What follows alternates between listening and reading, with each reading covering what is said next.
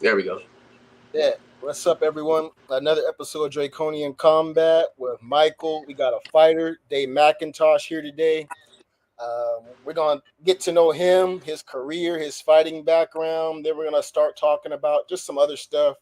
We saw Jake Paul fight last night, so I have to bash on him.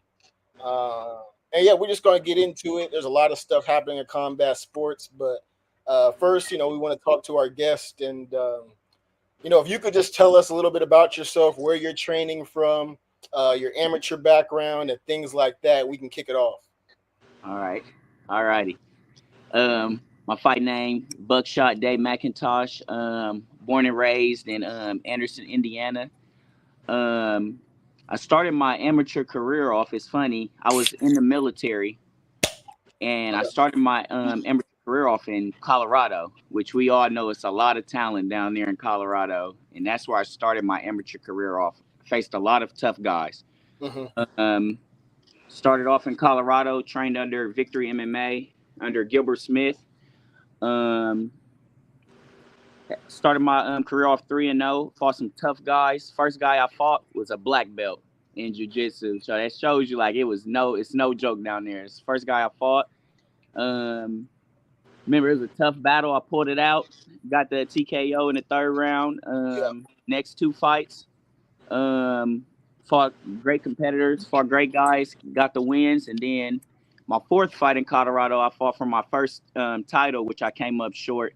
I fought Corey Sanhagen's prodigy, Elias Rodriguez. So fight, I can imagine. Oh yeah, fought him. He got me out of there quick. I ain't gonna lie. That it showed me that there's levels to this that I had to step my game up. Got out the military. My wife's family's from here. We checked it out. I like Arkansas a lot. So I was like, you know what? Hit up some guys. Hit up DeJuan Pickney, and he told me to come down and join them. Came down, and we've been kicking it off ever since. Had a pretty good run here. Got 2 wins here, 1 loss. I fought a guy under Bryce Mitchell. I'm always trying to fight the best. I fought Zach Arnold 8-0 as an amateur. Fought him, came up short by decision, and then I won me 2 fights in a row, and then earned my title shot, and then won my title shot as well. No, congratulations! And you mentioned a point there being levels, right? And so when you fought his pupil, I guess what's your perception of a guy who's on a level like that, right? Is his timing better? Do you think his distance control, cardio? What do you think, or what were you noticing in that fight? Guys, which I know I'm on that level now, but at the time I knew I was not on that guy's level from weigh-ins. Weigh-ins. On his level from the weigh-ins, man. Young hungry kid. Believe he was like 19 at the time. Just the way like he showed no fear. You could tell like he was just focused. He was focused, and I think that's one critical point. Everyone thinks about physical condition, having skill, but you lose one moment of focus in a fight, you miss that one technical thing, boom, it can be over before you know it. And that's what I noticed that I need to really work on. I feel like I honestly, just being honest to myself, I feel like I won my first fights off of my athleticism alone, and that wasn't going to cut it with the big guys, with the guys that's really trying to go where I'm trying to go. And that was the point that I needed to see. I needed to see that. That's why I like taking tough fights. And he got me out of there quick, man. Beat me in like 30 seconds. Put me in a guillotine, and I don't tap, and put me to sleep, man. Put me to sleep. So that showed me a lot. That opened my eyes up a lot. Like, man, if I'm really gonna do this, I need to train my butt off every day. And because me and Michael, sorry to cut you off, we talk about whether fights are won at the weigh-in or not. Right. And so I was like, I don't. You kind of want to go into detail about that? Let's talk about that a little bit more. Because you said he won at the weigh-ins. Take us through that, like one time for us, real quick. So got to the weigh-ins. Obviously, I'm a little nervous because I do my research. I look up this guy. I'm like, all right, this is for the title. I finally got where I want to be. My coach told me do this, fight these guys, get out there, and we're gonna get you a title shot. Got my title shot, looked the guy up. First thing I see, because I'm into MMA. I don't just do this as a fighter. I'm a fan of the sport as well. Right. And the first thing I see when he's walking out, I'm like, is that Corey Sandhagen in this corner? I was like, oh my gosh. I was like, so I know this guy's gonna be good at striking off the bat. So that was playing a little mental game in my head. As far as just the people that was surrounding him already. So he kind of got me right there mentally. Got to the weigh-ins, and what I think got me the most is the guy I fought before him was a great opponent. The guy I fought before him was a knockout artist, which is really one of the scariest guys to fight in your amateur career. It's kind of hard to take those fights sometimes. Someone that's just knocking people out.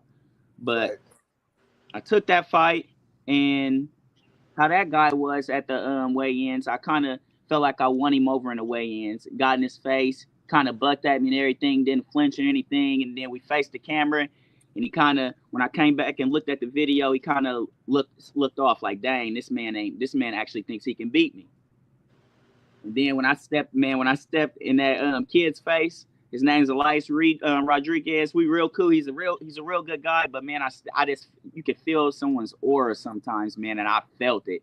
Right. Seriously, I felt it. I felt like I knew the kid was ready to go, and it kind of threw me off. So yeah, fights. I do feel like fights can be won at the weigh-in sometimes, especially if you miss weight. Yeah. That's a good point, Michael. Did you want to add on to that with your experience? No, I mean, I obviously hasn't fought anybody, that you fought as far as skill wise. Definitely not anybody that trained as Corey Sandhagen. But as far as like weigh-ins, I've never then again I haven't been there yet. So as far as weigh-ins, I've never been in a position where I felt like I lost it at the weigh-ins. Right. I think, the real, it starts during the fight. Once you get tagged once, once you tag him, that's where you really find out what the dude's about. For me, in my own experience, though. Oh yeah. Got you. And Dey, I wanted to ask you: do you find yourself psyching yourself up for fights, looking for things to be motivated about, or are you already motivated? Like I think some fighters look for something to piss them off, so to speak, right? And other people don't need a reason. Like it's life or death in there. What's your sort of psychology heading into the fights? Yeah, I like that question. So I would say for me, no, I don't have to psych myself up because I already know, I already have goals set and planned. Yeah.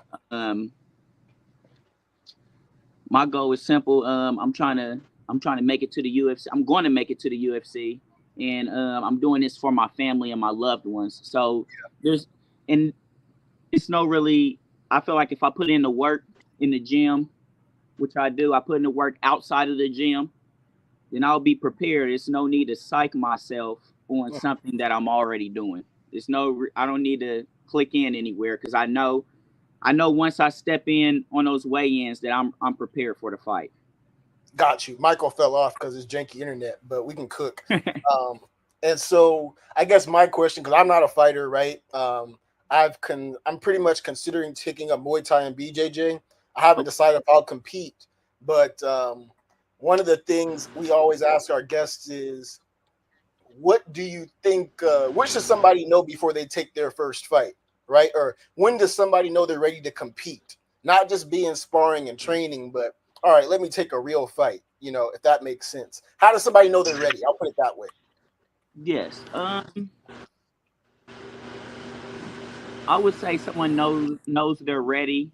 First of all, I would say if you have good coaches, then they will know when you're ready. That's my personal opinion on that. If you have a good coaches, you got good mentors, good foundation around you, they know when you're ready. Like they know when you're ready to go pro. Yeah.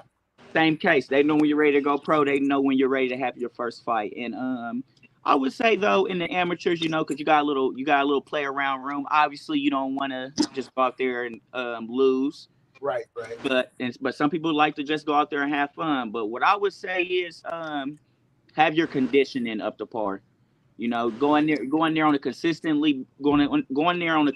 basis, knowing that you can put in your 3 or 4 or 5 rounds every sparring session. You could go through the trainings.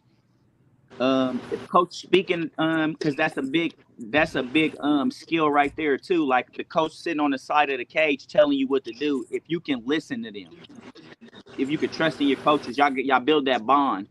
Yeah. Then if you can take lessons, listen, be coachable, right. And yeah, I feel like you can step in there no problem and do what you got to do.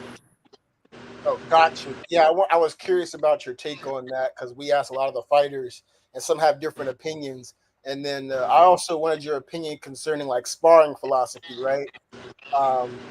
Some guys believe, I guess 80% maybe. Some guys go hard in sparring. I think Kamaru Usman, he made a video on Twitter a couple weeks ago, and he was kind of bashing on Alex Pereira because he said every video I watch of Pereira, he's knocking out his sparring partners.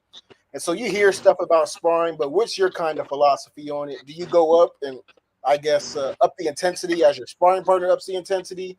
Do you believe in, like, what's your ideal behind that? So my idea about how I'm sparring, I would say it depends who you're going with.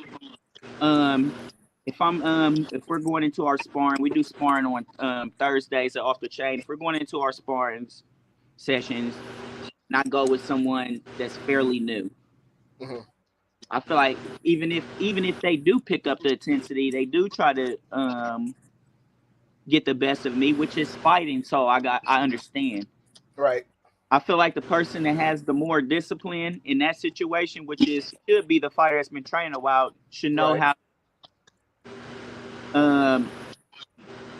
nip the situation in the butt. Like, I know what you mean. Yep. So if a guy's up in the intensity on me, if he's like throwing wild punches at my face, I might give him a couple hard shots to the body. I ain't gotta take his face off. I might just give him a couple shots to the body, just to let him know, hey, calm down. Let's work. I'm trying to work with you. I'm not gonna because if I just swing on you crazy, that's not fair to you. So don't swing on me crazy, so I can work on some things. Now, on the other hand, if you're going on someone's same skill level and y'all have that mutual agreement, hey man, it's camp, we trying to get the work in, then we get the work in. No, understood. It's all about having a mutual understanding with the person you're going with. No, got you. And Michael, did you have some more questions? I know you had some. Going off of sparring, what I usually do, I just throw a stiff ass jab. Right. And I keep throwing it. That's my thing. I just throw a stiff ass jab and then either lower it or up the intensity, and from there I'll go from there. Right. As far as questions, I have a question about off the chain MMA. How is it training there? How is Dewan? How is the family there? I heard it's a family there. Can you explain to me a little bit? Oh yeah, man. Since I've been here a little over a year now, and it's crazy, man. And the bond I built with these guys off the chain is just phenomenal.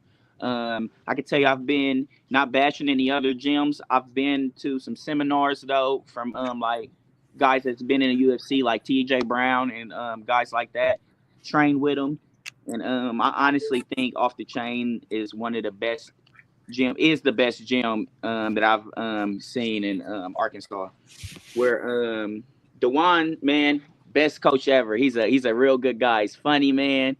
He gives us work. Don't let the suit fool y'all. Dewan can get down, man. He's part of the reason I built my striking up so good, man. I thought I was good at striking, and then I came to Off the Chain, man, and I was like, oh, I actually got a lot to work on. And Dewan walked me through that process, you know. Off the Chain's a wonderful gym, though. A lot of great people, great guys, great sparring partners, good work. We get the great work. We got some of the best coaches. Like I mentioned, Dewan, got striking jiu-jitsu coach. We got Coach Crutchmer, excellent wrestling coach, one of the best wrestling coaches I've ever had. And my gym in Colorado was dominantly grappling.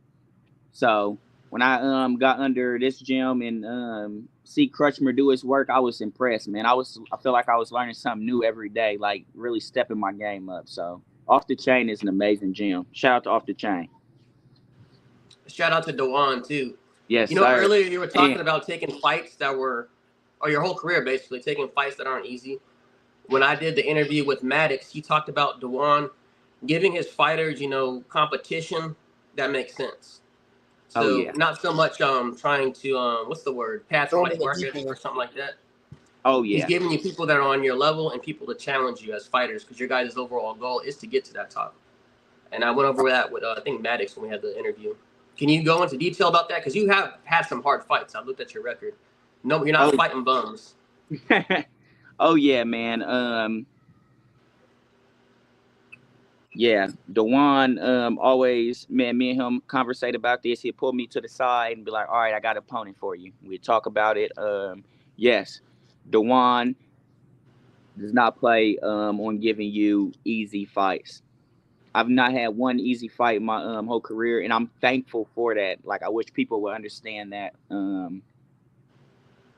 Taking easy fights your whole amateur career, yeah, it can make you look good, but man, I'm telling you, if you want to make it to the big show, that it's not going. You're gonna run into that brick wall. You're equal, and it's not gonna be pretty. That's how I look at it myself. But yeah, Dewan, he preaches that all the time. Like, man, I'm gonna give you the tough fights. You need it. You need it right now, because when you go pro, you might, if you want to get somewhere and if you really want to go somewhere far in the UFC, skip UFC. If you want to go far in MMA, once your record builds, man, it's only gonna be so many people that accept that fight with you. If their coaches care about them, or if they just want the money, you might get to fight. Yeah, but man, if you want to make it to the big show and actually build a legacy, you got to take them tough fights as an amateur, man. And Dewan does that with everyone, not just off the chain fighters, as you can see, man. Every time I look on Dewan's page and see the real deal fights, I'm like, dang, that's a banger. That's a banger. That's a banger. And I think that's a good thing Real Deal Championship is doing, is making these guys fight each other. Because not only does it make a good fight for the fans, but as a fighter, do you really want to do this? Do you really want to? Do you really want to fight? Do you really enjoy this? And man, yeah, Dewan doesn't play about that. So that just makes me more confident, though, like fighting and going into my pro career, that he's giving me these challenges and I'm passing them. Right, he prepared you for that. You brought the money, right? No, you good. And so me and Michael talk about the money a lot. And amateurs, I don't believe, are getting paid right now, right? No. And so, hopefully it's like, well, can somebody at least get $1,000 for winning a tournament or something? Because fighter pay is a real big issue, especially in probably the most challenging sport, combat sports to me. I understand other professions and stuff like that, but you putting your life on the line with combat sports, literally, right? 100%. And so at the pro level, I know you're about to have your pro debut. And this is a question for both you and Michael. Do they start to pay guys at the pro level even small amounts, or is it not until you reach the Bellators and the UFC and bare knuckle that you start getting paid? Do you guys want to give some insight on that? From what I know, you're definitely getting something. It may not be a bunch, but you're getting something. Yeah. As soon as you turn pro, you're fighting for money now. Yeah. Really? Yeah. Oh yeah. Yeah. So I've already got my contract and everything. Yeah. Once you go pro, you're professional. You done your dues as an amateur. And before I get into the pro, like you spoke on as far as tournaments and stuff. Yeah. There is tournaments sometimes that do payouts, that range from like $1,000 to $500 as an amateur. So yeah, some tournaments do that. But like you said, like those tournaments, you fighting some bad boys. They're not just gonna put a tournament in there where you could just walk through everybody. So, but yeah, I do like that would motivate people though to because there's some fighters, man. I know some fighters, man, that don't fight. They just train. That might be their confidence boost to join it. They might be like, oh, dang, I'm not actually just going out there fighting. There's actually money as an amateur. Oh, why not do it? Gotcha. Yeah, pros. And you don't have to share like the details of your contract or the payout, anything like that. But when you receive that offer, I guess my question is, do they pretty much state like the fight terms on it? Like, hey, this weight, this many rounds, stuff like that. Is that kind of how it works in a sense? Yeah, pretty much. They let you know how much you should get. You're gonna get paid. How much you get paid for winning. Mm-hmm. Like it's like I show up to a fight, I get paid this so amount. Oh, you Right. won the fight, here, we're gonna throw this at you too. So Gotcha. yeah, Yeah. that's how it goes. And yeah, they put the rounds. They're like, hey man, it's a 3 5-minute round fight, 5-minute fire, 5 5-minute round fight if it's for a belt, for a promotion. Yeah, basically weight. Yeah. Because like I said, some people make a habit of missing weight or miss weight, so they put that in the contract too. If you miss Yep. weight, boom, some of this money might be taken away from you. Yep. You have to put I those like that. stipulations You're a in there. professional, man. After amateur is all understood. Yeah, man, you're going through the trials, but as an amateur, you should. I mean, as a pro, you should know how to cut weight. I agree. Now. And no one forces you to go pro. It's on you. And some of these guys come in overweight strategically. Some have issues with bad weight cuts. We see it with the UFC guys and stuff like that. Ryan Garcia, that was strategic. Me and Michael talked about him a couple weeks ago. I don't like that dude, but that's a whole nother topic. Yeah, I got my beef with him. But what's your yeah, dude's he's a nutcase, man. And I was gonna ask you, what was it? Oh yeah, did you want to give us a preview of your upcoming fight? Who your opponent is, what your expectations are of the fight. If you're game planning, you don't got to share your game plan, but yeah, man. So I think it's a good first fight for me, man. It's not like I said, it's not a easy guy. I respect this guy. It's not gonna be a walk in the park fight. His name's Jackson Parks. He fights in Texas, I believe. Yeah, I do my research. I already researched him. I got the game plan down. I know what I want to do. Oh, I found Parks, like Parks.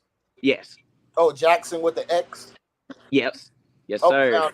Yep. Okay, Texas. Yeah, he's ranked in Texas. Gotcha. Yes, sir. But yeah, man, I'm excited. I'm really stoked for this fight, my professional debut. I've learned so much after I won my amateur title in kickboxing, which the Corey Sandhagen's prodigy Elias, he motivated me to do a couple kickboxing matches. Yeah. So I did a couple kickboxing matches, man. I'm feeling so confident in my striking right now. Last MMA fight in my amateur career went real well. And a lot of people don't know. The people at the gym know, like I take pride in my grappling. I really do like to grapple, but I fell in love with striking lately. So it's just like the perfect balance.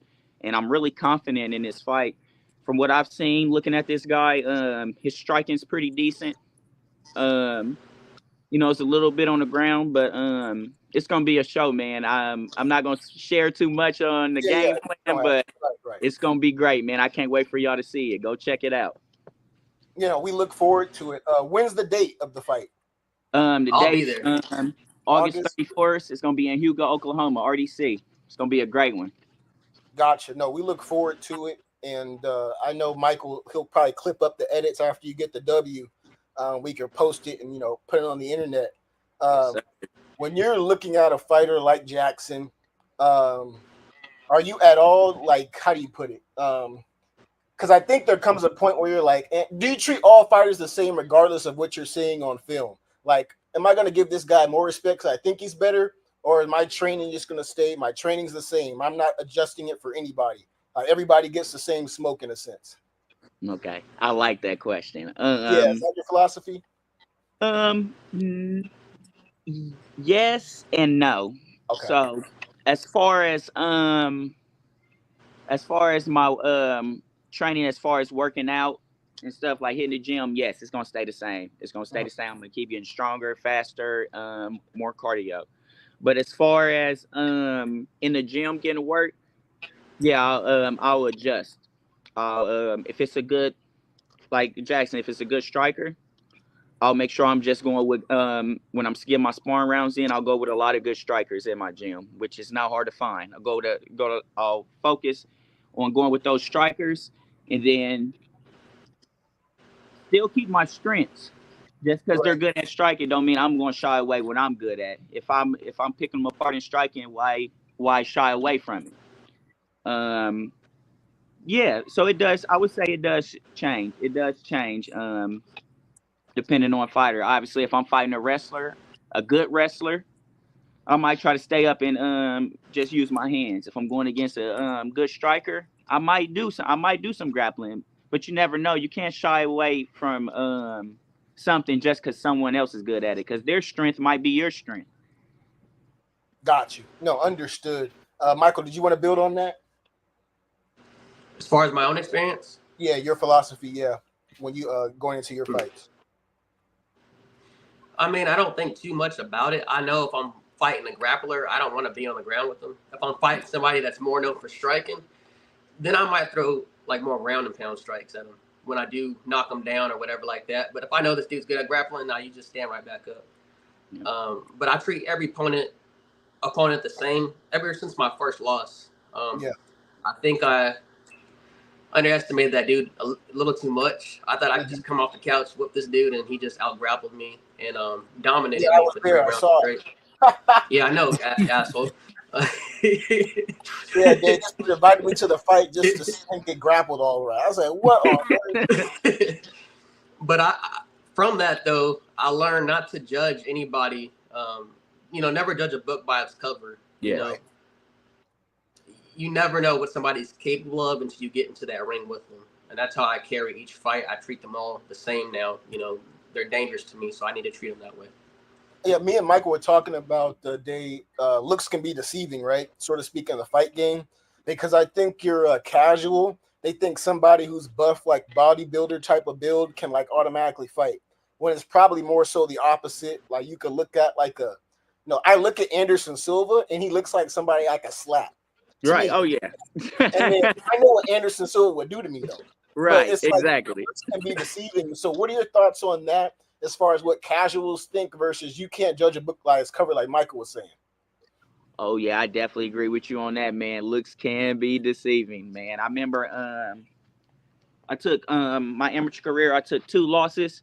The second guy I lost to decision, man.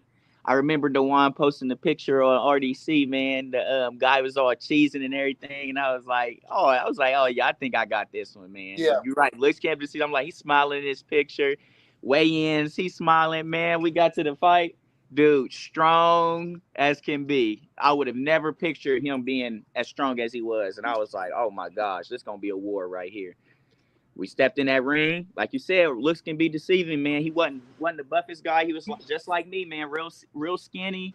And I was like, oh, I got this. I'm going to take him to the ground, TKO, get it over with, man. No, it's a whole different story. Whole different story. It was a battle. Right. Even like Corey Sandhagen, he don't look like somebody who I'd be scared of. Right. On the outside, right? But we know what he can do. And I kind of want to use that to segue into some general topics. We're going to preview a fight card. Did y'all hear or see the Jake Paul Mike Perry fight last night? I seen some highlights online. I didn't really see the fight. I seen the highlights. I fell asleep during the fight. But I saw Mike Perry get knocked down. I was like, dude, what? Because I think Mike Perry's a good fighter, but his style is more for bare knuckle. Yeah. I think in a bare knuckle arena, he would beat Jake Paul, but boxing, it's a little different, bro. And so a lot of the things that's going around is Jake Paul's kind of a weight bully, though. And who is Jake Paul really fighting? Like, he's going in there with guys he knows he can beat. He's being strategic.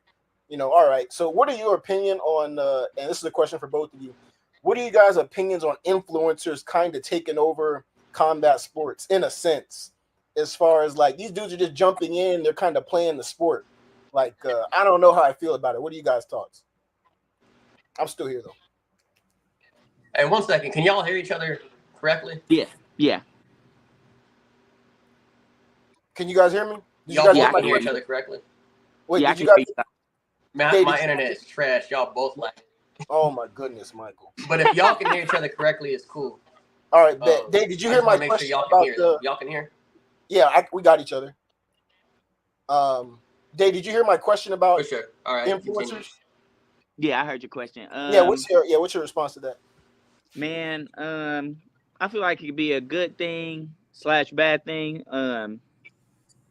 Because some of these influencers, they're entertaining, man. I ain't gonna lie, it's kind of fun watching them fight. I think Jake Paul, man, and his team, man, as much as people don't like him, but they're playing their role right, man. He's They are. finding he's finding the, good guys that are good at what they do, Right. and bringing them into his realm, man. And it's older guys. I like Anderson Silva, man. Anderson Silva versus Jake Paul in MMA. Yeah. We know what will happen. We know what's going down. Yep. But he's bringing these legends in his realm, and it just makes him look good at boxing. And you're right, man. He's not fighting nobody really. He a pure boxer, and a pure boxer he lost to. Yeah, Fury. Yeah. Yep. And that dude's a scrub. He's a scrub, bro. And to your point, though, I think his team is being strategic and smart. So who am I to blame? And I think he takes boxing seriously, though. Oh yeah, 100%. You can tell he's training and taking it seriously. So I don't really hate on him from that perspective. It's more so that these guys are, I don't want to be pocket watching either, but these guys are getting huge paydays too. Oh yeah. It's like, but who am I to judge if you can bring your followers to your sport to follow you? That's you're doing your job, right? And so I don't want to see him against like a Mike Tyson, though. I don't need you to beat up that type of legend, man. Like, no, bro. Like we know Mike's out of it. He probably has dementia or something. I don't know. Right. But I don't like that. But it is what it is. I guess it's part of the game. And then I kind of wanted to jump back to your career trajectory and then back to like some fight cards that are coming up. But because I guess the way I see it, you can jump into Bellator with a record of like 4-0 or like the PFL or something like that, right? And so you see ultimately your goal being the UFC, where I think all the glory is in combat sports, so to speak, right? But could you see yourself taking a route through Bellator or something like that, then jump into the UFC like a Chandler or something? Could you see yourself doing that? Oh, 100%, man. Whatever the path leads me to. Yes, I'll go to PFL, Bellator. I'll go to any of those big promotions. I look at them as I look at all those promotions as big promotions. The big leagues. Oh yeah, I agree with you. Yeah. I think those are the big leagues. So to make it in either of them, you're set. And I'd even argue, in a sense, maybe I'm tripping. Like Bellator, PFL have these like $1 million tournaments, right, or something like that. And so you could win a tournament, collect $1 million before you might catch, 100,000 in the UFC, because of the way the UFC is set up. And even bare knuckle, I think they're making. Well, they make okay money, but it's still kind of the big leagues, but kind of different, bare knuckle, right? So do you think, though, when you're watching these sports, do you think that there is a gap between the Bellator and UFC skill-wise? As far as, like, if we did champions of Bellator versus UFC, are you taking the UFC champions? Or what are your thoughts on that as far as – because they're all the big leagues, but one's like the premier, in my opinion. What's your opinion? I would vary it by weight classes. Understood. Some of them, yes. UFC is the obvious. Like John Jones, come on, man, that's a legend, though, man. John Jones, man. We like, okay, everybody knows that he'll take over that division. Some divisions, though, I'm like, hey, man, it could go either way. And I feel like the perfect fight that we could compare is Michael Venom Page and Kevin Holland. Yep. I feel like that's a perfect comparison to show these guys that there is some elite guys in Bellator that can compete with the UFC. And I can 100% agree with you on that. They're both some top level guys. Now, do I think the best fighters in the world is in the UFC? 100%. Yep. 100%. That's why I want to go. I didn't want to cut you off. Yeah, go ahead. That's why I want to go to UFC. That's why I would want to win my that's where I want to win a world title at, because that's where the best are at. But winning a world title in Bellator, I would still consider you a world champion. That's my opinion. Yeah, I agree. Yeah, Bellator has respectable fighters. Venom Page. I don't respect Michael Chandler. That's a different topic. But he had success, right? But he kind of fell off once he got to the UFC. AJ McKee, I don't know if you've seen him fight. Oh, yeah. He's a bad boy. Yeah, he's a bad dude. I think Michael's trained with him a couple times, and I like his style. I think he can compete in the UFC. But as it concerns, like, I don't see a light heavyweight from Bellator beating Pereira. Yeah, I doubt it. And here's another question, right? Because there's this other guy in the light heavyweight division in the UFC. one of those Khabib type people. That's the best way to explain. Ankalaev. Yeah, Ankalaev, right? And so he's saying, "Oh, if I fight Pereira, I'm gonna stand with him just to prove, I can stand, right?" And it's like, dude, you have grappling. Just take him down. What are your thoughts on fighters approaching a fight like that as far as game planning? Just go the easiest route, or I gotta prove something. What do you think about that? I love this question, man, because I've related to this. My old coach used to tell me, it was after my second fight. Yeah. He told me, he was like, you know what your biggest mistake is about your fighting style? He said, I think you're all around. He said, I think you're a perfect build. You're balanced in everything. He said, but you know what your one mistake is? And I was like, what's that, coach? He said, you fight someone else's fight. So someone come in there, they grab me, pull a guard, I'll play in their guard. Yeah. So with that being said, I'm going to say that these guys need to quit approaching Alex Pereira like that, like they're a better striker than him. There's nothing to prove. Only person that I see that should be striking with Alex is Izzy. That's my opinion. That's the only person that's proven that he can bang with Alex. And he's came up short most of the time. Let's be honest. Right. So I don't know why these guys keep striking with him. I really don't. I don't understand it. Especially a guy that's as dominant as Ankalaev in grappling.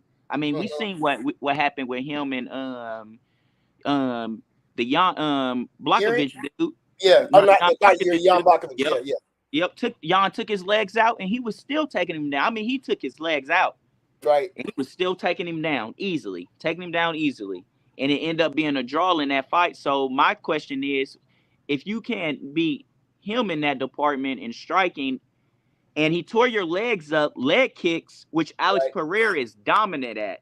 Right. He kicked Yuri that first fight one time. He kicked his legs out. Yeah. Did a 360 and fell on the ground. So I don't understand why these guys want to stand with him, man. I say with guys at that level, that elite level at kickboxing, go for what you know. And go for what he doesn't know. Understood. Yeah, I was curious about your take on that. And I think the next UFC card is this weekend. I didn't watch the UFC card last night. I don't know who was fighting, bro. And I watch the fight nights normally. And so I was just like, whatever. And this weekend we got Leon versus Bilal. I'm excited for that one, man. So that should be good. And then we have some decent undercards that I want your opinions on, both you and Michael. We got Bobby Green versus Paddy Pimblett. Who do you guys have in that fight? King Green. He changed his name. King Green. Yeah, he changed his name. Who do you guys have in that fight? And then can you both give us your breakdown before we go to the other fights too? I got I like Paddy, first of all. I like both of them. I like Paddy, yeah. I got Bobby Green, or I got King Green. He's on a roll right now. I'm going with Green, California. That's what I'm going with. America. Right now, America. That's what I'm going with. America. King Green. Yeah, I'm going with King Green too. Dey, who do you have, and how do you see the fight playing out? Because I'm not sure Paddy's going to try and wrestle him. I don't know what his play is. I know Bobby wants to stand. What do you think? Man, I think it's a tough fight. I want King Green to win, but some telling me, man, Paddy's just going to get him to the ground and get that submission.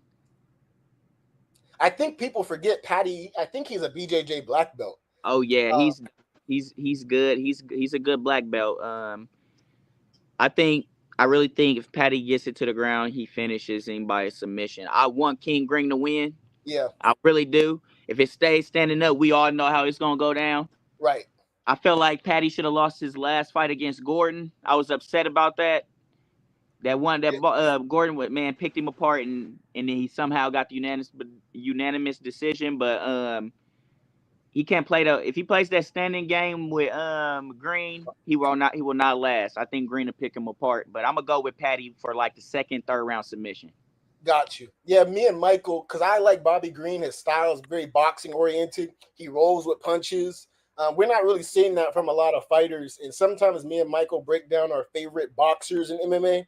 So Bobby Green, Dustin Poirier, a boxer, more so than a kickboxer, like boxing. The way he defends punches is really like a nice science to watch. And so, do you have any other boxer MMA fighters that come to mind who you like? All right, he brings boxing back to MMA and that type of style. And then I wanted to ask you, how would you explain your style after you answer the first one? I would say I would agree with you, man. As far as boxers, I think of Dustin Poirier. Yep. I think of Bobby Green, King Green, nasty boxing. And like you said, I like what you commented on that. Green actually slips punches rather than just parrying everything. He actually slips. You could tell that he's actually a good boxer. Right. I would say he's one of the top on my list. I also like, man, I know you said not like a kickboxer, but if you just think of strictly boxing, I also like Max Holloway, man. I like Max Holloway's boxing. I completely forgot about Max. I think Michael and I mentioned him in our top ones. Let's break down that fight too. Max Holloway versus Topuria. I'm hearing it's going to happen eventually. Topuria is actually a good boxer. It just came to mind before I think about it. My concern is, does Max Holloway have the defensive striking to neutralize Topuria? And I'm not sure he does. I know offensively he's a lot of volume, not so much power in his hands, but I was thinking he was going to get smoked by Gaethje, and he just dominated Gaethje. I had no idea that was coming. So what are your thoughts on that fight? And then I also want to talk about Topuria. This dude acts like he's the king of Spain now. Like, dude, you didn't even have a title match yet, bro, and you think you're on top of the world, and it's like, hold on, dude. You're not John Jones. You're not even Demetrius Johnson level yet. Like, hold your horses, bro. So what do you think about Topuria and then that fight? What are your thoughts? Man, that's gonna be a bang. That's probably the most. I think that's gonna be, if it doesn't end by finish, that's gonna be fight of the year right there, man. That's gonna be a good fight. This is one of the fights I'm stuck on. I don't know who to pick. I don't know, and I respect both fighters. Topuria, you're right, man. That man's he's definitely showing out right now while he has that title. Bro. But that man's good. He's a bad man. When the way he did Volkanovski really showed me what level he's on. But hey, Max fought Volkanovski 3-4 times. He done pretty good each fight. Came up short the last one, but this fight, style make fights though, man. We can't judge Alex versus Max same way. Just because Topuria, Poirier beat Gaethje. Gaethje beat Poirier. Yeah, MMA, man. Yeah, MMA. I mean, it doesn't matter. It really doesn't matter. It doesn't matter, man. It really doesn't. I just feel like I think the further the fight goes, it favors Max. But I'm gonna go with Topuria, man. He's young and hungry right now, and I think Topuria is gonna win that fight. No, I agree with you. And then, I had asked, how would you explain your style? Would you say your style is your style, or is there a fighter that you might kind of model your game after? What are your thoughts on that? That's a good question. I model my I would say my style. My style is my style, but I do model. I do take little nicks from each fighter. Like, for example, Alex Pereira, his calf kick. It's a little short, snappy calf kick that really hurts fighters. I love using that because I'm a southpaw. I'm a left-handed fighter, so me throwing my rear kick to their lead calf, it's just right there. So I've been modeling that a lot. So yeah, I think taking nicks from the best fighters in the world, there's no problem with that. But you also got to have your own style because I'm not Alex Pereira. I'm Dey McIntosh. So, but yeah, I do take little nicks from other fighters to complete my game. No, I think that's a great answer because I think there's things fighters can learn from other fighters, right? Oh yeah, especially if there are certain aspects of the game that you can pick up on. Pereira's calf kick, which is lethal. And then my other question would be: would you say you're more of an aggressor or let the fight come to you? I think of somebody like Charles Oliveira, who's like always moving forward and looking to set up his clinches. And then his style is one of my favorites. How would you say you're more on the front foot or the back foot? I would definitely say I'm more on the front foot. Now, when I, like you said, Charles Oliveira, perfect example. I would say, like, when I'm more on the front foot, I'm not out there a brawler. I'm not just out there a brawler. I'm more of a pressure fighter. Yeah. I like bringing the fight to you. Rather, I'm just walking you down. I ain't got to be throwing punches to be a pressure fighter. I could just be True. walking you down, and that's the type of fighter I would say I am. I don't. Now I can switch my game up. I can fight off my back foot. I can throw. I know how to throw punch. Know how to throw strikes. Know how to grapple off my back foot. If I'm happen to be facing a knockout artist or someone that I think his footwork is better than mine, I'll play off that back foot a little bit, but for most part, I like walking. I like walking them down. I like walking them down, giving the fans a fight. Gotcha. I know, Michael. You said your style is kind of like chaotic to me, at least when I've seen you fight. Yeah. But it's like structured chaos. Right. Yeah. So first, I want to apologize about my internet because I keep slipping in and out, man. It's some bullshit today. But, yeah. Sorry about that. It ain't usually like that day. But yeah, my style has always been kind of chaotic because it's kind of weird though because when I train with my dad, it's not chaotic. We're doing everything. There's fundamentals and it's very strict. But when I get out there, I think there's a lot of chaos. But I think once that chaos comes down, and I talked about this before, my style reverts back to boxing. Now I turn this MMA match to a boxing match. And then that's where the technique and stuff starts coming in because I just go straight to my boxing. So there's chaos, I think, in the beginning of the fight and in the heat of the moment when I need to be very aggressive. So let's say I get caught up in a situation, then there's a lot of chaos. And then I bring it back down. Now it's boxing. We're boxing again. You know what I mean? That would be my style. I don't know.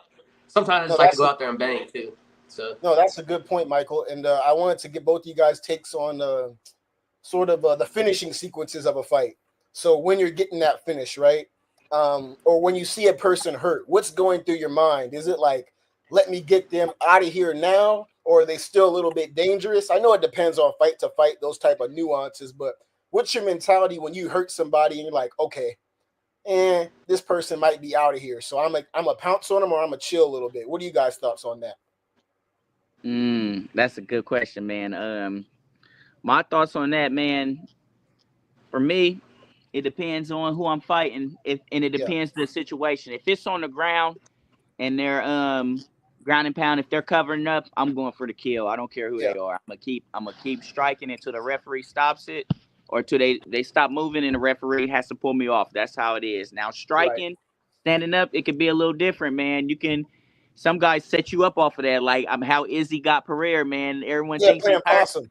Playing possum. Everyone thinks he's hurt, and boom, because that's when guys are most dangerous. They're like, man, I'm getting hurt. Let me swing something crazy, and sometimes it lands because the guy just knows he's out of there. But I would say, yeah, I'm going. I would probably still go for the finish. Just be more on the defensive alert. I would say go for the finish. You got someone hurt, that might be the only chance to get them out of there. I say go try to get them out of there. If not, kind of like calculated aggression in a sense. Exactly. Calculated aggression. I like that. Perfect. What do you think, Michael? I think you got a couple finishes, don't you? Yeah, I mean, it really, because with my last fight, I felt like if that was a judge in California, they probably would have stopped that fight a couple times. But it really depends on the judge, because like I was talking about, I think we was with Trey when we had him on, is even though they kept letting them go, when it came to that third round, at that point I was tired as hell. But this fool kept coming forward. So the referee gave him an opportunity to overcome, getting dropped multiple times and gave him the opportunity to come back. So, I mean, it really just every fight's different because with another ref, I went 100% for the finish. They would have stopped it. With this ref, he didn't stop it. Now I tire myself out for that third round, you know what I mean? Because I try to finish him twice. So it really just depends on the fight. And then also, I'm fighting amateurs, so with a pro fight, you really have to think about that stuff. Yeah. And I think Izzy's really good at hurting people. And once he has them hurt, okay, let me walk them down. Let me work the body. Let me work the legs. Bam, headshot. Let me work the body, leg. Bam, headshot. And then he's really good at he's really good at once he finds that he hurts an opponent, breaking them down to go for that finish rather than just rushing in and getting caught. Yeah. Yeah, that's a good point. And then you mentioned the judging. And I'm curious about you and Day's take on judging in MMA today because I think it's pretty garbage. I know we can't expect perfect fights, but I don't want to see robberies. Right. I don't want to see robberies. And I think some sketchy judging I most recently saw. I'm curious about you guys' take. Day, I don't know if you saw that Gary versus MVP fight. Yeah. But I felt like MVP did more damage. Like if you look at the fight as a whole, I think MVP won. He landed the better shots, but then they're scoring for Gary, just laying on him, not even doing anything really on the ground. And then I know the UFC backs certain people too. And so I think their push for Gary is probably a bit more than MVP, although I kind of think MVP has some stardom to him in a sense, right? But what are you guys' thoughts on judging, the state of judging? Boxing's worse though to me, because there's some stuff that's blasphemous in boxing. I see, dude, it is so nasty. But what are you guys' thoughts on that? And also in the amateur scene, is judging bad in the amateur scene? I'm not really sure. I mean, it really just depends. My bad. There you go. You go. Go ahead. My bad. Yeah, man. Judging, man. I agree with you 100%. It's bad, man. It's bad. Seen a couple fights. Like you said, I agree with you, man, on that. The scoring for like they need to make us as fans, forget us as fighters. They need to make us as fans understand what they are judging or seeing, because sometimes I just don't get it. I'm gonna be honest. Like perfect example, like Sean O'Malley versus Jan. I did not get O'Malley winning that fight. I didn't. I didn't have him either. I didn't, man. I mean, I get it. Like you said, it's the stardom. I seen him. I mean, O'Malley, he's one of my favorite fighters. Phenomenal striker. But, man, I was like, man, my guy lost this fight. It's all right. When they said he won, I was like, what? Go O'Malley. I was like, oh, it's no way, man. Because, like you said, to the point when Jan took him down, he was striking. He was getting some significant strikes on the ground. He wasn't just landing on him like Gary did. He did his thing, getting strikes. Had an answer for everything O'Malley threw at him as the striking. So I just didn't get it. Like, they need to make a better understanding of what they are scoring to us, because I don't get it. It doesn't ever seem consistent, and it's supposed to be damage. I thought one fight that was really well judged was I'm not sure you saw it. It was an AJ McKee fight. Me and Michael saw it, where AJ McKee was in the bottom position in the guard, like the whole freaking fight. But he was doing so much damage from the bottom with elbows and stuff. And I said, are these judges going to give it to the guy on top, or are they actually watching what's going on and seeing the aggressors on the bottom? He's just on the bottom. And so they ended up scoring, I think, a UD for AJ McKee. And I was like, there we go. A good decision. Like, not just these dumb judges. So, Michael, what are your thoughts on that, too? And then we can break down some more fights. Shit. Whoop his ass.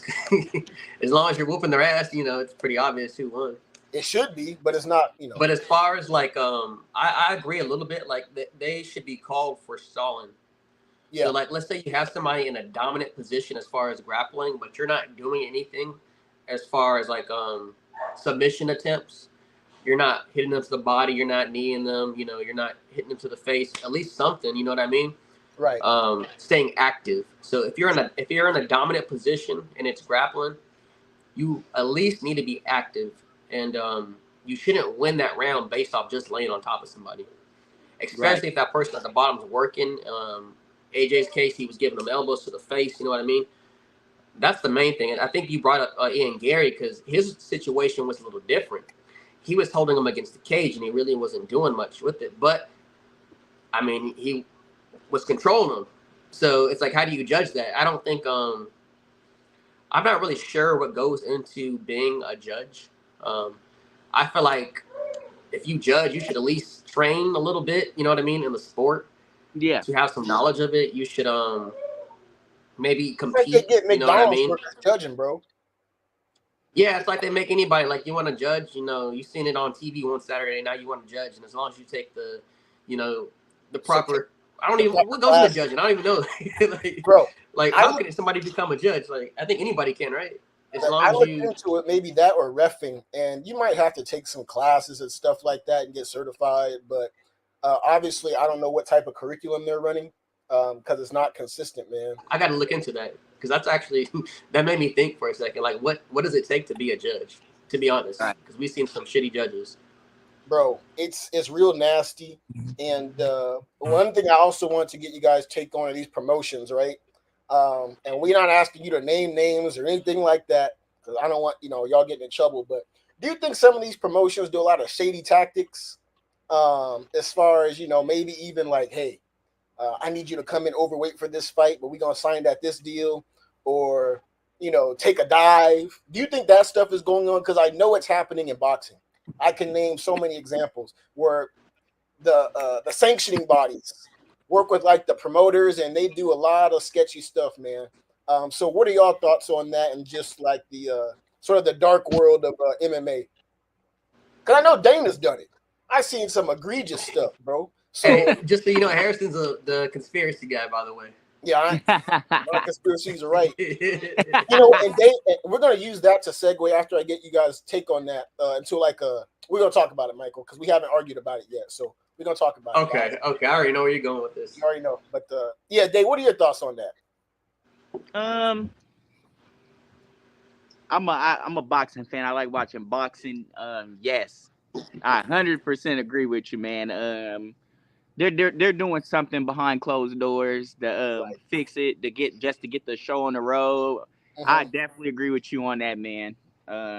Like you said, MMA too. Like just to get it done. Like I recall the Nate Diaz supposed to fight Khamzat, and then all that stuff got changed around. That's a conspiracy, man. I was like, dude, this was planned, bro.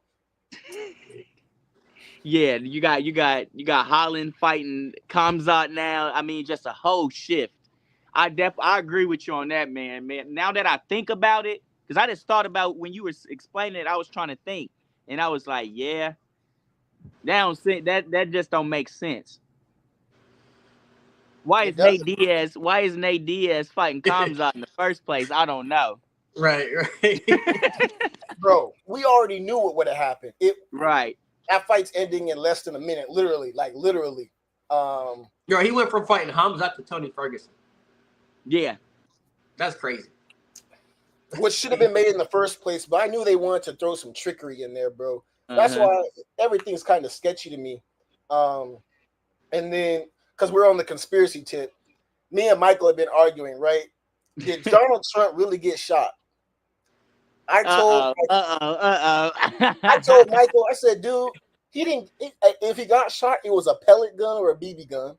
I said, this thing ain't no pellet gun or BB gun shooting that far. A pellet gun or a BB gun. It was all set up. It was all set up. You know how good of a shot you got to, bro. Even if the pellet gun could go that far, you know how good of a shot you got to get on Donald Trump. I was arguing with the lady at the park yesterday. I think I told you, or maybe I posted it on like Twitter or something. I was like, she wanted to tell me, oh, Donald Trump really got shot. I said, get out of my face. Dave, what are your thoughts on that? We just, having fun. And there's no right or wrong answer. There's no right or wrong. Yeah, go ahead. It was a crazy situation to me when I heard about it. I mean, I get where you're coming from. It's like, one, how the hell you let someone shoot Donald Trump, man? I just don't get it. I don't get it. I don't get how you let a boy that they claim that they seen. The cops said they seen him. They said they seen him on the roof. And you mean to tell me no one stopped him? No one. And the boy missed and grazed his ear. Hey, man. Hey, Michael. Did you see him though? It's something. It's something. Something ain't right. I agree with that. Something's not right, Michael. That's all I'm saying. No, I agree with that. But you believe they chose that dude to do that? It doesn't matter who they choose. I just think that dude. They chose him to be the one that to miss with Donald Trump. That's who barely. That's the dude they choose. That's who I would choose. So the CIA must have came into his house like, you got no choice. You got to do this. Bro, you know how this work, bro? Hey, Dave, my opinion is it's fake. It's Illuminati type of stuff. That's what I think. I know they're watching too. Yeah, I told you guys. It's Illuminati. But Michael been trying to defend this. I'm like, bro, hey, man, we're going to... No, I agree. Something's wrong with the situation. I just don't agree that Donald Trump set it up for himself. Yeah, no, I'm not, and I'm not saying that Donald Trump did set it up himself, but the whole situation, if you just look at the situation itself, Yeah. cancel Trump out the picture, cancel everybody out the picture. I'm just confused on like what kind of security team is that? You know what I mean? Like it's just thrown off to me, man. It's like, man, someone gets shot, president gets shot that easily. Man, bro, they let him grab his ladder. They watched him get the ladder, bring his rifle, whatever Michael calls it, a pistol, rifle, sniper, walk up the ladder, plant, and they're just watching him. And bro, they can't fool me. The government's not fooling me, man. That's all I have to say. But yeah, we wanted your take, Dave, because yeah, we've been going about this for like a week or two since it happened. And when Michael told me that the president got shot, I was like, that's cap. And then I heard and saw everything and I got more details. I said, this is just fishy, bro. It just stinks, man. It doesn't sit right, man. But no, I just wanted to throw that in there because we're on the conspiracy angle. But I wanted to get into a couple more fights before we let you go because we don't want to take all your time. On that same Leon card, we got Curtis Blades versus Tom Aspinall. I think Aspinall can grapple. I know Blades can grapple, but Blades always gets caught. Yeah. He has an issue getting caught, and it's like, dude, stop trying. It's just not there, bro. So what do you guys break down for that fight, and then we'll go to the main event? Tom Aspinall versus Curtis Shit, I got Blades. Tom. I don't know. I'm on the fence. What do you think, Dave? I'm on the fence on this one, man. Who should win? I think Tom Aspinall should win. But I'm impressed with Curtis Blades' last fight against that Almeida guy, dominant jiu-jitsu fighter, and I know you're talking about. Yeah, he played that. I mean, the guy literally was just taking everybody down and submitting them. And Curtis Blades, man, he showed off his athleticism. He showed how strong he was. He let the guy take him down the first round. He laid on him. Second round, scrambled, finished him on the ground. The dude was tired. I was like, okay. I was like, he stuck to the game plan. And I think if Curtis' team sticks to a good game plan against Aspinall, they might be able to get him out of there. But I don't know, man. I'm going to go with Aspinall, though. I think he has a lot of confidence right now in beating Sergey, because Sergey a big boy. Yeah, he is. And I didn't think Aspinall was going to win that, but he won it. So I'm going to go with Aspinall, man. He's young. He's hungry. I'm going to go with him. Got you. Michael, did you want to break down the fight further, like stylistically? Because I think I'm going to Aspinall. Aspinall? Yeah, I'm going to Aspinall. I have like a love-hate relationship with that dude. Well, Blades, I think I like him more once Jones retires. Right. But I see what people are saying. Like, Jones can't beat GOAT till he fights Aspinall. So they're saying that about Pereira, too. Saying Jones got to face Pereira or something like that. Like, you guys know who John Jones is? He don't need to. Yeah, why everybody throwing everything at Jones? Bro. Jones been fighting since we're in like high school, huh? Forever, bro. We watched Jones' prime. Like, we watched it, like, you and me. We watched Anderson Silva's prime. He couldn't even have a beard. He was on a tear, boy. He was on a tear. Man, that's the question. We always ask people, Dave, who is on your Mount Rushmore of MMA? I like this. All right, okay. No rhyme. I think my list's pretty good. My top 4: John Jones, Mighty Mouse, Demetrius Johnson.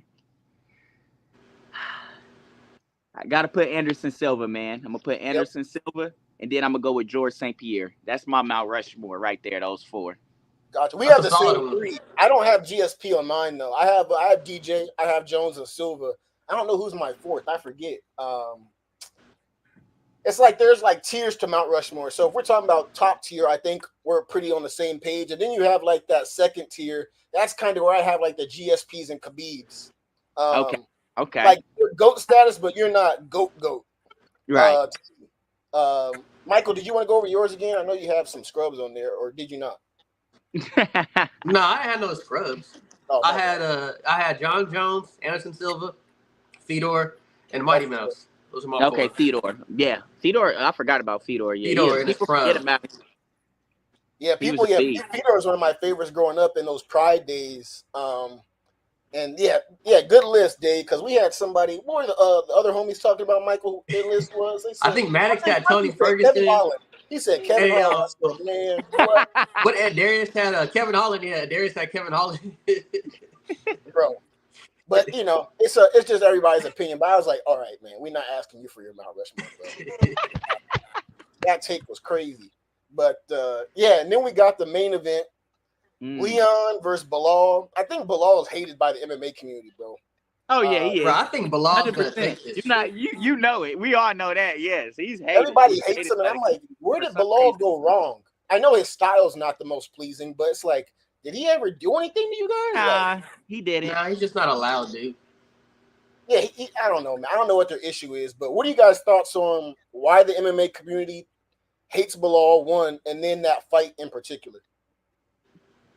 I think Bilal can kind of relate to Aljamain Sterling in a sense. I mean, man, those grappling styles.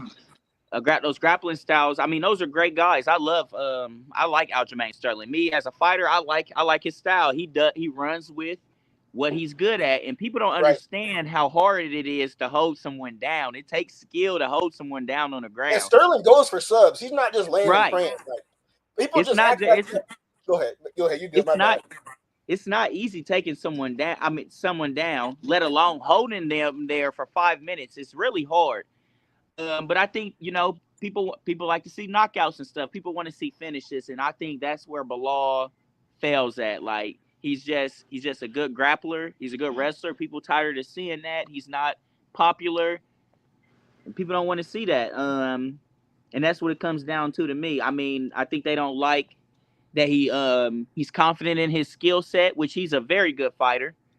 If you ask me, he's confident in his skill set, but that's not the type of champion they want. They want the O'Malley's. They want what they want. And they're not going to get what they want all the time. And I think that's where it comes down to. I think Bilal, I like Bilal, and I think he's an excellent fighter, and I think it's going to be a great fight coming up. I think that's going to be a good fight. What do you think, Michael? I've been thinking about this for a minute. Ever since I've seen Bilal get that knockout and seen that he was training with Khabib's camp, I kind of stopped doubting, him. I don't know, man. I just see him getting an upset. I'm not gonna even lie. Like, maybe it's not the most exciting upset, but I think he gets it done. I really do. I don't think it's gonna be done in the stand.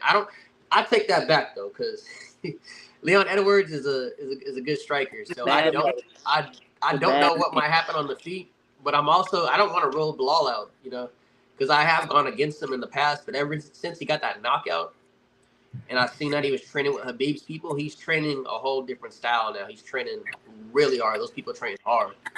So he's prepared himself hard for this bout with Leon Edwards. Yeah, I think he's going to come in ready. I don't know if he's going to beat him. I think Leon has some takedown defense on him. Oh, yeah. Yeah, he has some takedown defense on him. I think Leon's a better striker.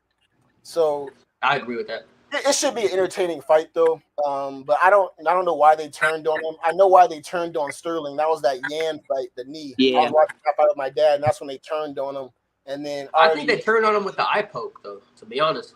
Because the first time him and Leon fought, it ended up in a DQ, I think, like in the first round or something. I could be wrong. Maybe the second round. Oh, I was talking about Sterling. That's when they turned on Sterling. You're talking about when they turned on Bilal for the that's where I think it kind of like started after that. I think, and that happened like a minute ago. That had to been like 2020. What do y'all think about the fighters not being given any leeway as it concerns eye pokes or low blows? Y'all are in the space. Yeah, that shit hurts. Are those sometimes things where it's like, hey, I shouldn't even be fighting because I can't see? Or I sometimes think MMA fans are a bit insensitive. Yeah. What are y'all thoughts on that? That's a good one, man. Because I'm one of those guys. Some fights, I'm like, man, he's faking, man. He's faking, but I've actually been hitting the nuts before I poke. That shit hurts. It hurts. You gotta give this fighter respect, whether they're faking or not. You just gotta look at it from your perspective. Hey, he said he's hurt. He's hurt. Let's check the damage. Get the doctor in here if it's for the eye. Just if it's stuff the doctor said it can't go, it can't go. We can't be mad at these fighters for protecting themselves. No, understood. Michael, what do you think about that? I think, obviously, getting poked in the eye, getting hit in the nuts hurts. Right, obviously. I think though, I think if it does happen, if you're a fighter, fuck what's going on in the crowd, fuck your opponent. Yeah. If the ref gives you 5 minutes or however much time, you take that time to recover. And fuck what everybody else thinks. I don't care if they're booing. You take that time to recover so you're able to go back in that round and compete at your, at least somewhat close to your fullest. And that's what I think about that. As far as like verbally quitting from like an eye poke or something, that's based on you. That's based on your own experience. That's based on if you can continue or not. That's based on you having just heart and grit. And if you can only see out of one eye, that's you deciding in that moment if this is what you want to do. Mm-hmm. But other than that, I think when the ref gives you time, you take as much time as you need to recover, because at the end of the day, you're going to have to go back to that fight in front of everybody. So fuck what everybody thinks in that moment. Take your time, recover, and then jump back into it. Yes, sir. From both you guys. And then to your point, Michael, I wanted to get Dave's opinion. Have you had a fight or a situation where you got tagged, or, maybe your cardio's fading, where you felt like you had to dig deeper, like, all right, do I really want to fight, or am I going to, forget this stuff? What's that psychology like when you get tagged or hurt? Because, me not being a fighter, my fear is like, I'm going to get into a fight, somebody going to hit me and hurt my orbital, and I'm like, nah, this ain't it. Let me go back to this commentator, right? So I don't want to be put in that situation, thinking I'm ready for a fight, and then somebody really hits you. You're like, do you really want to be a fighter? Have you had sort of that situation where somebody's like, oh shoot, like, man, what's going on? Oh yeah, man. My first fight, man, when I was fighting that brown belt in jiu-jitsu, I was a white belt, man. I was drained on the ground. I was drained. And I remember it came to a point in the third round, man. He went for a single leg, and I kind of just fell to the ground. Yeah. My coach was like, don't you ever do that shit again. He was yelling at me, and I was like, man, I had to dig deep right there, man. A lot of transitions and everything, and I had to dig deep, and I wanted to quit. Yeah. And it's either you're gonna tell yourself to quit or get through it. And most of the time, you could get through it. It's just your brain doing something, your body's doing something it's not used to, and your brain is telling you, hey, it's up to you, push through it or not.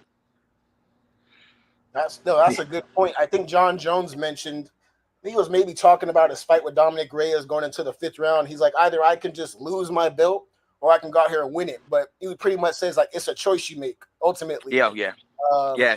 So I was just asking because it's like fighters get to that area where it's like, what you gonna do, man? There's only two routes. Like, I'm done or I keep going. And so, Michael, have you had that situation of sparring too, right? Or yeah, most of my situations have been in sparring. Like, I've been hit hard, man, I've never been dropped with a headshot. I've been dropped with body shots. Oh yeah, like some hard body shots where I think like, oh, no, I'm gonna stay up. My body's like, nah, not today, and I have to go down. But as far as headshots, no, I haven't been in that situation. But I've been in situations where I've sparred people who are a lot bigger than me. I'm talking about like over 6 feet, 190, and they're just naturally more powerful than me. And I tend to, get out the way of their punches. But when I get tagged, they're uncomfortable shots. Like, I'm feeling my whole brain jolt in my head, and I'm thinking in my head, like, I still got 2 more minutes with this dude because we're sparring. After sparring, you switch to the next partner. I'm thinking in my head, I still got 2 more minutes with this dude. I don't want to get hit again. This shit hurts. And it's a different type of pain threshold, I would say. Maybe sparring with somebody around my own weight where it hurts. But this is more like my brain doesn't want to shut off, but at the same time, it's still taking everything that's coming to me. And I don't know if that makes sense, because I haven't been in this situation, or I haven't been in enough competition as far as fights where I have experienced something worse than that. But a lot of my wars have always been in the gym, and that's where I get hurt a lot, is in the gym. Got you. Yeah, I think I asked this question on multiple shows, but Day, I was curious about your take because I always point to Charles Oliveira, right, as somebody who like developed more grit as his career got forward. So he used to be known as like the quitter. As soon as he gets hit, he was like, "Man, I'm done." And then he got to this point where he's like getting hurt in fights and then winning.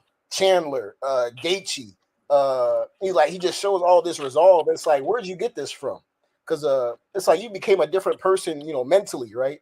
And so my question to you, Dave, was: do you think that's something that can be developed in a fighter, or do you already have it? Either you have it or you don't. Because in a sense, it's like Charles had it in him, but it just wasn't ready to express itself till he got older, had a family. What are you fighting for? Things like that. What are your thoughts on that?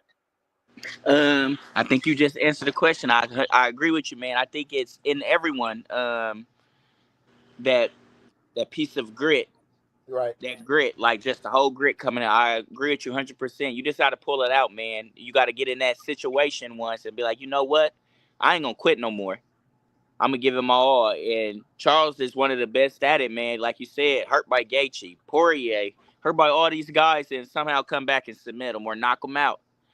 I think that's something that you just work on, man. I think that's something you can work on in the gym. You getting beat up on, or something. You gotta just turn the other cheek, cause man, I've definitely had my times, man, where I'll go in the gym, I'm getting whooped in sparring, and I'm getting mad. I'm like, man, what's going on? Sometimes you need those moments to make you better. You really do. No, that's a good answer because I think some fighters are good being the nail and not good. No, good being the hammer, but not the nail. So they're not really good at being on the receiving end, but they can dish it out. And Charles used to be that example, and now he's not. Really. I'm trying to think of other fighters. Tony Ferguson was a really good nail. And then Gaethje kind of broke him in that fight. I think I was watching that with my mom. It hurt to see, man, because we know Tony don't quit for nothing. But Gaethje just throwing bombs. I said, shoot, man, this dude you need to stop, bro. I want the ref to jump in. And so I think Israel Adesanya had mentioned in an interview, like, you kind of go to that dark place during training, though. Yes. It's somewhere you've already experienced in training, so it's not some new type of situation in a fight. What are you guys' thoughts on that? I got a question for Dave real quick. Okay. So you as a fighter, and going off of what Harrison just said, how do you tap in, not necessarily that dark place, but that place where you got to lock in and you're doing the same shit every fight camp, repetition over and over and over and over and over again? How do you lock into that in preparation for your next bout and your next bout and your next bout? How do you go about that? So, man, I lock into that. That all goes back to, what am I doing this for in the first place? Yeah. And I think about my family. I think about my sponsors. Everyone that's supporting me is bigger than just me. I think about everyone supporting me because they're, they're putting their money, or they're putting their love. They're going out of their way to do things for me. So I just look at it as why wouldn't I give 100% when I got this many supporters on my side and willing to beat on my side to get me to that next level, to get me where I want to be. So I just think of those little things sometimes when I want to quit, or when I'm doing repeats, like you said. All right, here's another fight, here's another fight, here's another weight cut. I think of those moments right there. I think of what I'm doing, especially during weight cut week. That's when I really tap into my mental. I'll start thinking about, because you do, man. You cutting that water weight, you start thinking like, why do I even do this? That's why I do this. And then, but yeah, man, I just remind myself from the start, why am I doing this in the first place? Got it, my family, boom, and then I lock back in. Oh, yeah, that's a great answer. Michael, did you want to elaborate on your experience with that? I know you said like your origins of fighting before, when you were getting bullied and then turning into somebody who beat up the about bully. locking in. Yeah. I think in my situation, because I'm not so much competing to be at a place where Day's going to be at, or maybe some of the past people that we interviewed. I'm just a dude that likes to fight. You know what I mean? Every now and then I have the urge to fight. But I also have an understanding of the sport, and I know if I do accept a fight, I have to take it serious. So when I lock into something, I think, I have to. It sounds kind of corny, but you do have to go to a little dark a dark space. You know what I mean? Like where you zone out and you really have to lock in.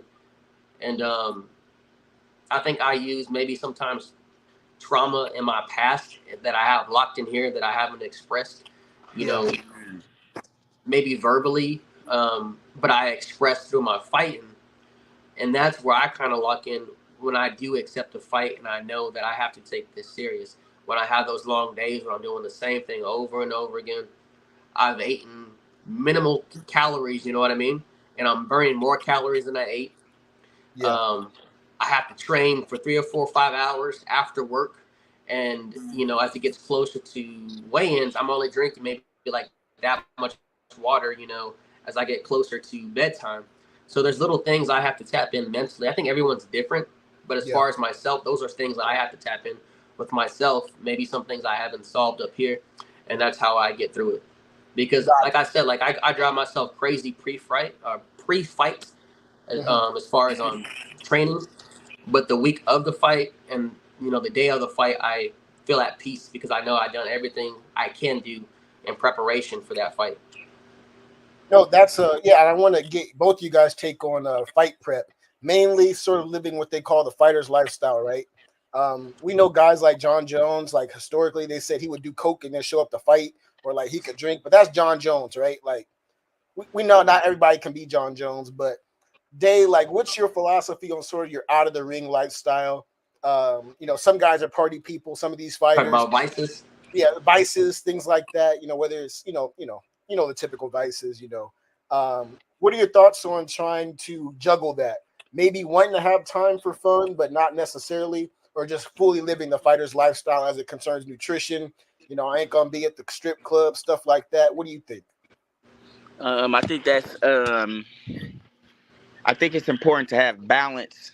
I do think it's important to have balance, man. I train my butt off. I train every day, but I also know how to have balance in my life, and I think that's one of my favorite fighters, female Valentina Shevchenko. She said that's important. Like she got me on that. She was like, "It's important to have balance in your life. You can't just go to the gym every day, go to the gym and then just go home and just rest. Yeah, you gotta have you kind of faded, bro. Explore, learn new things, and I think that's real important. But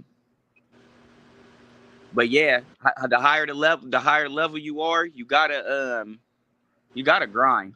You gotta grind if you want to make it to the higher level. If you want to do something, I'm not talking to me. High level to me is like being ranked or being close to that world champion status. I've seen guys make it to the UFC and not do anything. That doesn't, just because you make it there doesn't mean anything. You I could feel just like be some here. dudes are satisfied with that too, though. Yeah, like what some you're guys, saying is that's not your memo. You're going for something a little bit more than that. Yes, sir. Some people are satisfied getting to that, just getting to the big stage just to say they've been there. Mm-hmm. But they might just be some one for the guys that's trying to take it serious to beat up on. Right. So you gotta lock in, man. You gotta lock in. It's important to have balance as far as consistency with everything in life is what I'm trying to say. But you gotta grind. You gotta do the right thing. You gotta eat the right things. You gotta do the whole. I know it's hard. For me, it's hard. I know that's my weakness is eating the right things. That's my weakness, I would say. But I'm getting better. I'm learning to stay away from the junk and all the stuff. But yeah, I would say, man, put it all on the line. If you have the money for it, put it all on the line, man, to be the best fighter you can be, the best version of yourself. Don't think of other fighters. Be the best version of yourself. Yeah, Michael, what are your thoughts on that as far as, living the fighter's lifestyle? You talking about me? Yeah. I don't live the fighter's lifestyle. I live the fighter's lifestyle when it's time to fight. I'm not a great example, bro. I'm being honest. I'm like, come on, man. But right. I agree with everything that Dey said, though. You know what I mean? If you're shooting to do that, you have to be extremely disciplined. And when it, and this was something I wanted to talk about too, is like when you're up and coming in these early promotions, you know what I mean? PEDs, performance enhancement drugs. You're gonna come across fighters who take shortcuts to get one up on their competition, and I can respect athletes like Dey who don't look for that shortcut. You know, for him, there is no shortcut. It's going to the gym and grinding every single day and grinding a little harder, 1% harder every day. And that's how it should be when you're competing, you know, against other athletes. Right. And I can respect that because it's like we were talking about promotions. Promotions are a dirty game, man. You never know who you're fighting. You could be fighting somebody who's doped up and you would never know. They look like freaking Hercules out there, but, you know, they're freaking juicing, and you wouldn't know until you get to those bigger platforms like the PFL, Bellator, UFC. I think Peak is a good one. I think they may test a little bit, but like when you get to these smaller promotions, there's a lot of stuff that can slip through. You know what I mean? Oh yeah, I don't think so. You said what, Harrison? I said they ain't testing like that. The smaller leagues, are they?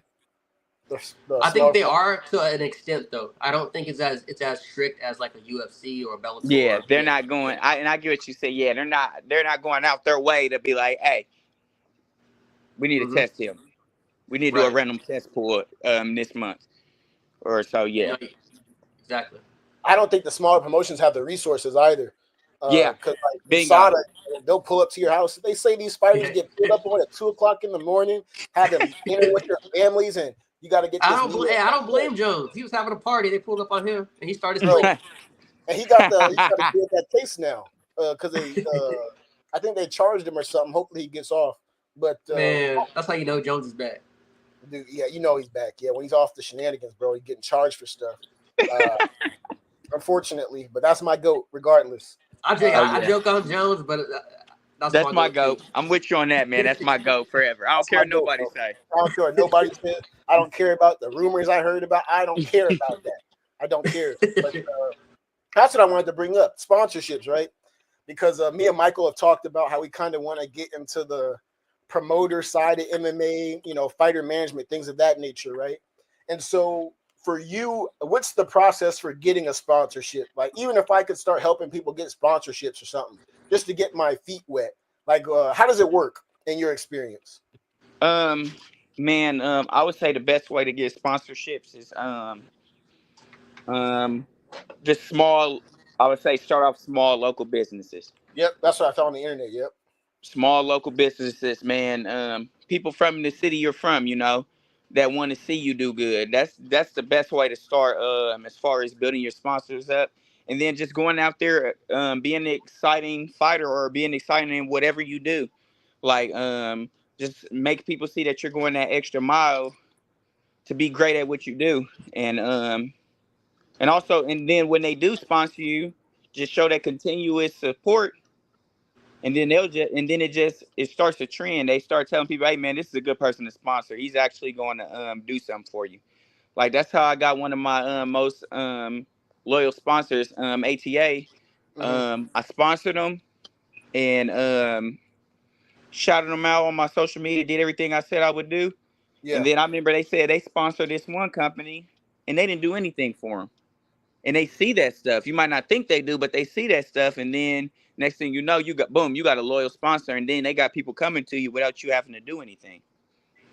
Right. Word of mouth, basically. Yep, word of mouth. And if I'm not mistaken, sponsors, right? So they might want to put their logo on your clothes, get shout outs, right? Things of that nature. Yeah. Because I don't know the game, do sponsors pay fighters? Or it's more like the you're getting gear and stuff like that? It depends on who the sponsor is, and it depends what deal you make. It depends what deal you make with them. Like Nike, for example, if you get sponsored by Nike, they may give you cash, or they be like, you know what? They might be like, you know what? You covered on your gear for the rest of the year. It's on us. We'll send you something. We'll send you a new pair of gloves, a new pair of shin guards, a new pair of knee pads every month. And it depends what they want to do. It depends what you want. It doesn't depend on what they want to do. It depends what you want, because you're sponsoring them. You're getting their name out there as you grow bigger. Gotcha. Can you elaborate a little bit more? on your ATA sponsorship or some of your more loyal sponsors, and how you sort of forged that relationship? Was it you reaching out first or vice versa? And then, if you could elaborate more, I like talking to business and fighting too. Okay, yeah. So sponsorships, I reached out first. Yeah. Reached out, came up to them, let them know I'm a local amateur fighter. Let them know my record. Yeah. Let them know what my goals are. Let them know I'm a ranked fighter. Just let them know everything about me and what I'm trying to do, and then show them my packages, show them what I'm trying to what I can do for them. Which is give them publicity, spread their information out on my social media to give them exposure. Because that's what companies want. That's what they want to do to spread their business, is getting exposure. What better way to do that is social media. You know, you got a big fan. You as you build your fan base, and more eyes at least see it. They might not have to. They don't have to like it, but they'll see what you're posting. Yeah. And yeah, like you said, that comes. Then you put your name on their shirt. You put your logos on your shirts and stuff. You get a crazy knockout. You know, you get the mic. You say, "Hey, shout out to my sponsors." Blah blah blah. I couldn't do it without them. And then you have some of your fan favorites, like, "Oh, if this guy's under them, why wouldn't I be? I'm gonna actually hit him up to support him." So that's how it works, man. It's just like you said, word of mouth. Everyone helping each other out. Gotcha. And I guess my question is, I'm thinking like as someone who doesn't fight, looking at it from a business perspective. If I hypothetically said, all right, to an amateur fighter, you pay me a one-time fee of $20 and I'll go find you a sponsor for your next fight. Is that something, Michael, that's a question to you too. Is that something a fighter would pay for? Or they're like, nah, that's weak. Like, you know, depending on the nature of the deal, right? Say that again. You said you pay somebody to find a sponsor for you? Yeah, is that something like a fighter would be interested in, like a service, right? I say, hey, you pay me $20 hypothetically, and I'll go find you a sponsor who can give you gear, negotiate a deal, stuff like that. That's something like, is that something a fighter would pay for? Do y'all think? I think 100%. Yes, it depends, and it depends on how much confidence they got in that person, or how well known that person is in the community. Right. Like if Dewan, for example, my coach Dewan, if Dewan walked up to me and was like, "Hey man, you give me $20, I'll go find you sponsors." I'm 100%. Without a doubt hand him the $20 on the spot, because Dewan's well known and I know he's gonna give me 3 or 4 sponsors. So I'll say it depends on the reputation somebody the has, reputation of the person, and all that. Yeah, I'll say it depends on the reputation. Gotcha. Okay, so I'm not crazy for thinking though, like somebody could feasibly do that, and a fighter, knowing that somebody's proven in the space, can, all right, yeah, here's some money. Now maybe the sponsorship won't be like you getting paid, but you know you'll be sponsored and have gear and stuff like that. That's not a crazy idea. No, oh no. Gotcha. What do you think about that, Michael? I was kind of like, hell no. Like, I'm going to give my money to somebody to find some sponsors. I'm going to do that shit myself. Understood. But, like, going off of what Dave said, like, if it was my homie Sean, and Sean was like, hey, I'm going to find you some sponsors, I was like, oh, hell yeah. Like, yeah, what you need, $50, $100? You know, I could trust in him because I know him and I trust him that he's going to find me some legit sponsors. So, thinking about it, you know, the way that Dave said it, yeah, you know, I would pay, but I'd pay the right person. Like if I didn't know you, you'd have to have some type of resume where I see where you work with other fighters and got them sponsorships. Oh yeah, that's what I'm saying. I'm not saying I'm about to step out the blue and say give me 20 and not having no and just give them my money. Yeah, but like eventually having that stable, so to speak, and that's kind of what I was getting at, and that's what I was curious about. And I think, I was just saying, like from a fighter's perspective, if that's something they would do with someone who they trust, at least, right? Right. And so, yeah, it doesn't sound crazy. I guess $20. I don't think that sounds crazy. But I was just curious about that. And then, Dave, what I also want to get your thought on before we let you go, because me and Michael tell ourselves we're gonna do like hour-long shows, and then we just keep talking, and now we're at an hour and a half. So our bad. But as it concerns fighter management, right? Do you kind of go over your contract with your coach, you know, before, like even this fight, right? The contract, is that something you guys kind of review together and say, all right, these are solid terms? Or is it something that you look at only and say, coach, we're good? Like, how does that work out? Or is he reaching out to the promotion, stuff like that? So since it's for I think it depends on the promotion. Like if it's not under, like I trust Dewan Yeah. and to look out for me, and he knows my goals. He knows right now I don't care about money. Yeah.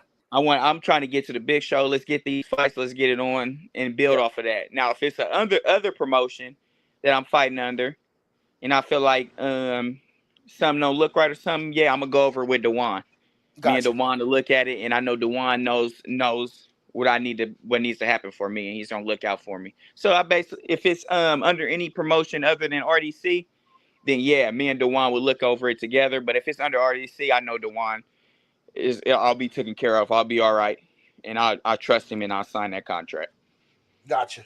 Understood. Michael, what's your experience? Were you like getting sent contracts on the amateur scene, or people just show up and fight? Like, how was that? As an amateur, I don't think I've had a legit contract. They just ask you if you want to fight. Yeah. You get your blood work done. You know what I mean? You get your physical, and you're ready to go. Yeah. As an amateur, I was trying to gauge what's going on in the amateur scene. Like, I didn't know if you guys still get like paperwork or anything like that. It doesn't sound like that's happening though. Nah, in California, there was like electronic paper, but like you just type your name and that's it. Like you just get your blood work, everything, your physical, and you're ready to go. You know, it's not that complicated. Amateurs, you just go out there. You just go out there and fight. Yeah, you get ready to bang. That's it. Got you. And back to the sponsorship thing. Did you have to like sign paperwork, or was it kind of if you don't want to break it down, that's fine because I know it's more business stuff. But or was it like, hey, I'm gonna do this. I'm gonna just let you know this is what I'm gonna do, and you have my word. Some of it was paperwork. You know, if I really didn't know them, but some of my sponsors, like one of my sponsors, my wife works with. I trust them, so I just give it. It's just my word. I mean, you see my package. This is what you said you're gonna buy. I trust you. Boom. We handle it like that. And I'll do, and they trust me to do my part, which I'll make sure I do. And yeah, now if it's someone that, you know, like y'all, I'm out in Arkansas and I got a sponsor for Oklahoma for somehow. Then you know it might be paperwork in terms because, and then I would make sure I'm including the paperwork because they got to make sure I do my part, and they make sure they do theirs because they're way in Oklahoma and I'm way here. Right. So I would do paperwork under certain terms. If you like getting out of reach of someone, I would do paperwork. Got you. Bet. Michael, did you have any more questions for our guest? No, I think we can close it out. I did have one last thing. Can you let us know how you got your nickname, Buckshot? And then also to close it out, just let the people know where they can follow you on social media and everything like that. Yeah, let them know. And then once again, Dey is fighting next month, August 31st, I think. August 31st. Pro debut. Be on the lookout. And then Dey, go ahead and you can give us your shout outs and plug your info in and stuff like that. Buckshot. Okay. The reason I got the name Buckshot, man, I used to so in high school I used to run track and field, and I remember I had a buddy. His name was Ty, and we used to just goofy, just play around, man. We was like one of the top. We was like in the top 3 fastest runners on our team. We used to just joke around. And I remember, was you a sprinter or did you? Because I did track too. I did the 400 though. What race did you? 400. I did 400. I did the 400 and the 200. And I remember and I remember my coach. I remember this old guy in the stands. He was like, I was running the 200 relay, and I hawked this guy. I was hawking this guy down, and he was like, "Damn, is that a goddamn buckshot?" And we started laughing, and we just both of us, we took the name. We was like, "Fuck it, call us Buckshot," and I rolled with it ever since, man, and I love it. That's what's up. I was just curious. I have to ask people how they get their nicknames. Yes, sir. And everybody, y'all can follow me on Instagram at Buckshot_Dey, and then Facebook Dey McIntosh. Bet. And Dey, one more thing. Fortunately, me and Michael, we don't just like do one-off interviews. So we invite people back on the show. We don't like to just interview somebody and then just say, go with the wind, right? And so we'll be doing this again. Sometimes I think me and Michael just recorded a show not too long ago. We were watching a fight together, like one of these UFC cards. So, you're welcome to hop on. We'll invite you on too, even if it's just like, hey, let's all watch this fight together on a stream on Saturday night and just talk some stuff, right? But then we'll also, be here to like promote your fights and things of that nature. So we just want to let you know, like, you're welcome here. This is your home pretty much. We're cool. And we thank you too. We thank you for taking the time out of your, day to hop on with us and give us some good game. A lot of good game you gave us. So we appreciate it. We're thankful. Michael, did you have anything? Michael can't hear. I don't. Close it out. Michael, man. All right. Hey, appreciate y'all, man. It's good to talk to y'all. All right, Dey. Good luck in your fight. No problem. We appreciate you too, man. Appreciate it. Y'all have a good night. All right. Take it easy, y'all.